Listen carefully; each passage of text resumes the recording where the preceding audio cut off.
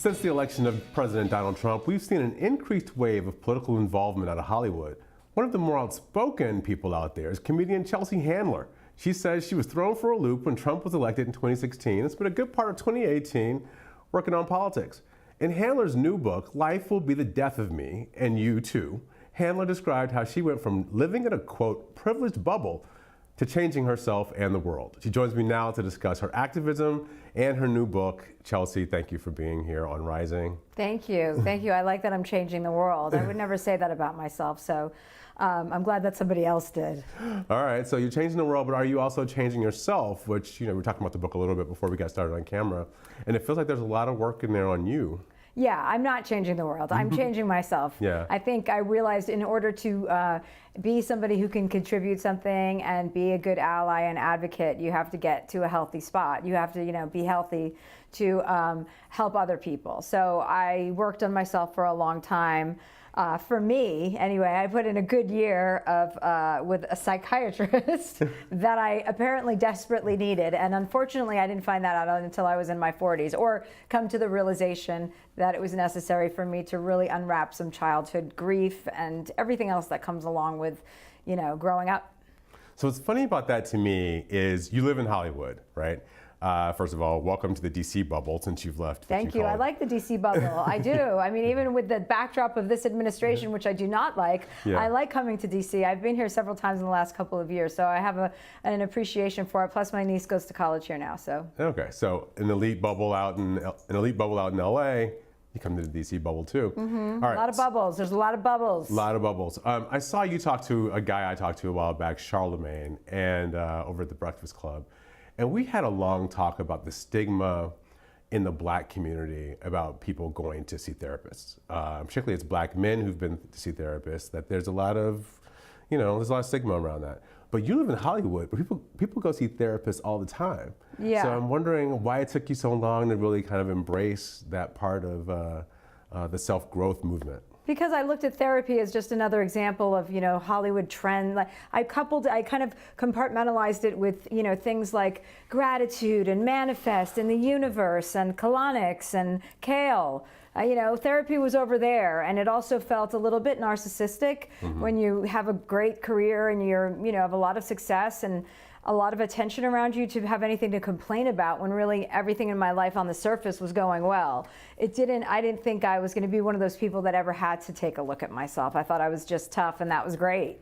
And then until that started to get me into trouble, and I started to really fracture relationships or not care about relationships ending, just have no regard for people who had been in my life for many years.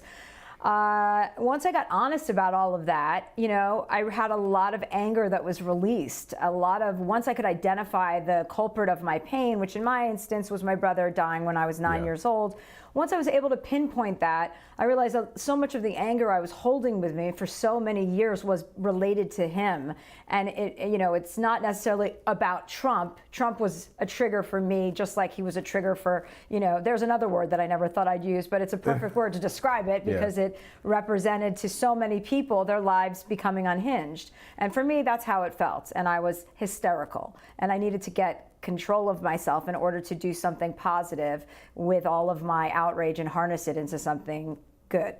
So you did all that work. You talked to the therapist, you did the work, you focused on your lived experience, all the things that people talk about. And the big thing that you learned, you say, is what in the book? For me, well, the big thing I've so many things. I mean, but mine is a lack of patience. I didn't have patience, and I lacked empathy.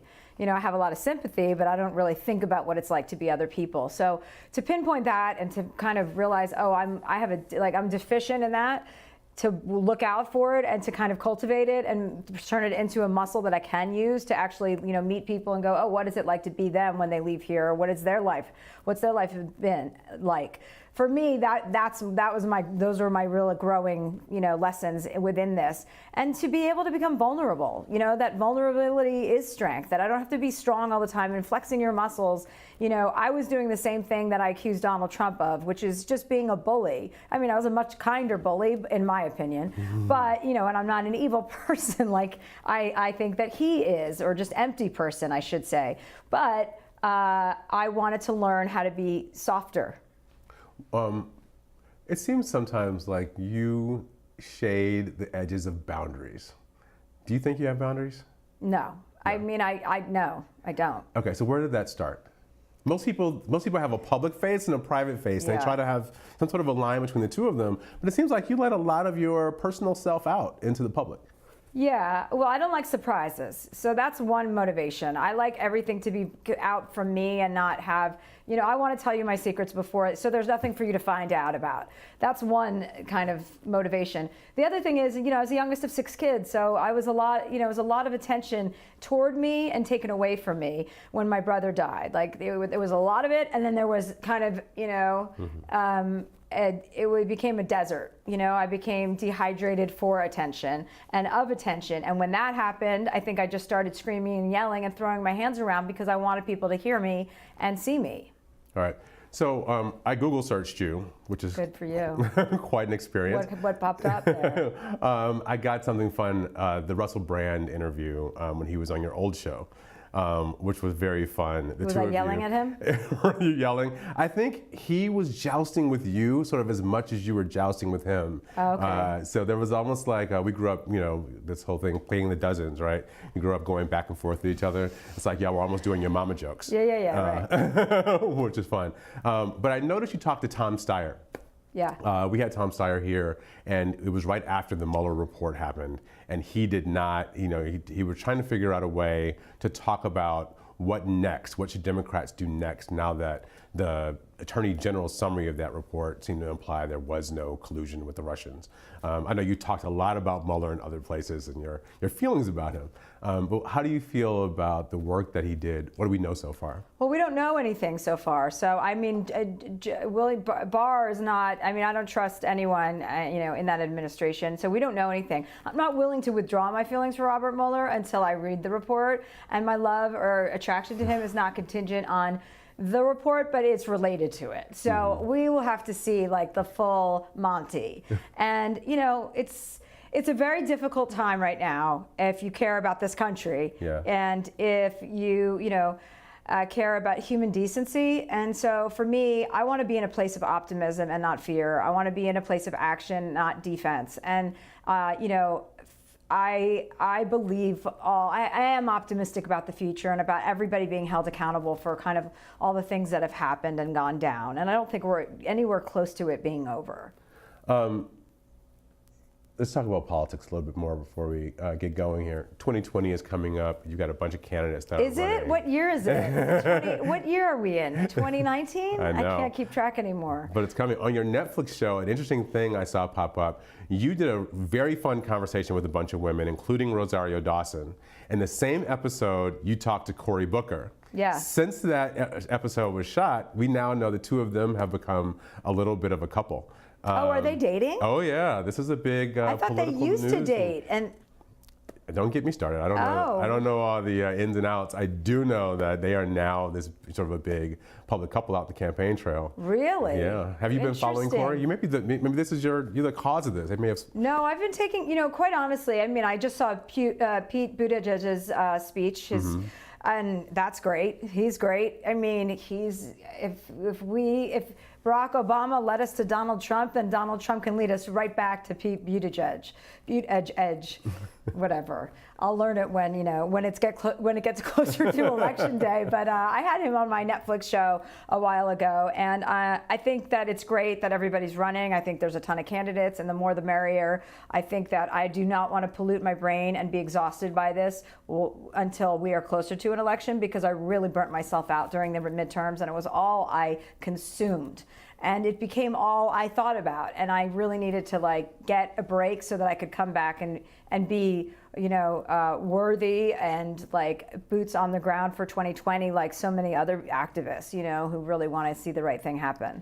You tell a story in the book about touching a black woman's ass. And that's a no-no. And having her respond negatively to that. Yes. And you apologized, but you said in the book, you wrote in the book, that in the beginning you didn't think you had anything to apologize for.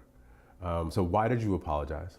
Well, she was upset, so I called her to talk to her about it. She had agreed to speak with me, and I didn't think I had anything to apologize for until I spoke to her, and she explained to me that Black women have been identified for so long by their hair and by their behinds that I didn't have any right to touch her body. And initially, before I heard that sentence, I was like, my intention was nothing. I was doing it as like, a sisterhood thing. I gave her a hug, and like it was girl thing. And what I realized after speaking with her, that the intention is a moot point.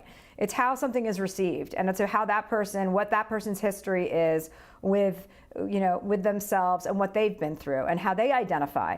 And it was a really big lesson for me, because I have no boundaries and I touch and grab people, and we're in a time where you can't behave that way because people have been, overstepping and crossing boundaries for too long. So I'm glad to become more aware. It's a learning lesson. We're all screwing up all the time, and So when you saw what happened to Vice President Biden recently, where he got called on the carpet by a woman out in Nevada, Lucy Flores, he didn't seem to want to apologize for that. No, he didn't. But I also think that, that's a really silly thing to have to apologize for, blowing in somebody's hair.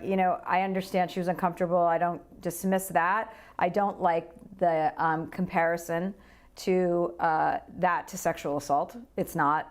And there are real victims of sexual assault who've been through hell. Yeah. And so that diminishes real stories. So it's a tricky time, and you can. But if there are women who are saying that they feel like what he did made them feel uncomfortable, that's fine. The same advice. Should he apologize to those women? I mean, I don't know what Joe Biden should do. I don't spend a lot of time thinking about what he should do. I mean, he's known for kind of making gaffes all the time. I think we should expect it. He's not going to be perfect. No candidate is. And the person that they're competing against, I don't think any of these people should be apologizing for anything. Let's just get somebody in there. We have a man who's acting like a lunatic, and the Democrats are being really, really too soft and apologetic about every little thing. That's not a winning attitude. We have to fight this, with some power and some gusto, and not eat each other alive. All right. So last question before you go. You said that you write about wanting to be an ally to communities that have been marginalized. Do you think wanting to be a better ally, wanting to be more educated about what I'm fighting for and what the causes are important to each group that is marginalized and each group that I get involved with? Sometimes it feels like when liberals, and I've been a Democrat my entire life, sometimes it feels like when liberals focus on people of color in particular, it's as if they're trying to alleviate the stress of being a person of color, alleviate the stress of poverty for those who are in it. Is there a responsibility for people to try to empower the people that they're allied to so they can make decisions on their own, create their own projects, be their own bosses, and not have to have stress removed for them, but be able to be in charge of their own lives? Absolutely. It's, that book, Winner Takes All, that Anand, I forget his last name, wrote recently about, white rich corporations and white wealthy people always trying to fix the oppressed or fix marginalized groups and missing the boat every single time. Of course it's about empowering. It's about unifying. It's not about white people fixing everything. It's about white people getting into communities so they can learn more about how to better execute what the goals of that community are. And most communities' goals are to be treated equally. That shouldn't be a tall order in this day and age. That's right. Okay, well, Chelsea Handler, thank you for coming over to Rising. Thank you. It's appreciated. Nice to see you. To get to see you here. All right, thank you all for being here, and we will be right back with a little more Rising after this.